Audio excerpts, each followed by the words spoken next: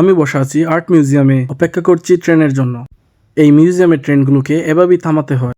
শাহরুখ খান ভাইয়ের হাতে 100 টাকা ভাড়া দিয়ে আমি উঠে পড়লাম ট্রেনের মধ্যে, আবার নেমেও পড়লাম, তাও এক ভয়ঙ্কর রাস্তার মধ্যে। ইলিশ আর বেগুন ভাজা দেখে নিজের লোভটাকে আর সামলাতে পারলাম না। তারপর চা খেতে চলে গেলাম মামার দোকানে। শুধু কি চা খেলে হবে, আছে গরম গরম বাকুরখানি।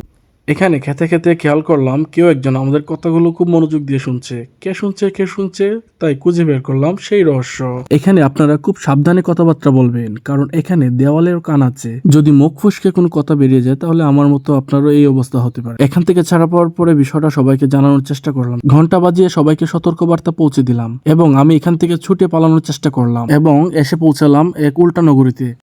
সেখান থেকে আমার স্বপ্নের ঘোড়াটা নিয়ে চলে গেলাম এক প্রত্যন্ত এলাকায়। এখানে গরুগুলোর কষ্ট দেখে তাদেরকে একটু সাহায্য করলাম। তারপর এই অসহায় হরিণটিকে বাঘ মামাদের হাত থেকে রক্ষা করলাম। বাঘগুলির এই দৃশ্য দেখার পর সিংহ একদম রেগে মেগে আগুন। বাঘেদের এই বিষয়গুলি আমি ভাল্লুকদেরকেও বললাম। জঙ্গল থেকে বেরিয়েই আমি ভুল করে ঢুকে পড়লাম যুদ্ধক্ষেত্রে। চলছিল ভয়ঙ্কর যুদ্ধ এবং আমি সেখান থেকে কোন রকম পালিয়ে চলে আসলাম। বুলবুলি গানটির ইতিহাস নিয়ে আমরা একটু আলোচনা করছিলাম এবং কথা বলছিলাম রবি ঠাকুরের সাথে। উনি বড্ড অভিমান করেছেন আমার প্রতি। একটু পেছনে থাকাতেই দেখলাম আমার বন্ধু মেসি অপেক্ষা করছে আমার সাথে ছবি উঠানোর জন্য। তারপরে একটা ফাইটার জেট ধরে রওনা হলাম আমার বাড়ির উদ্দেশ্যে।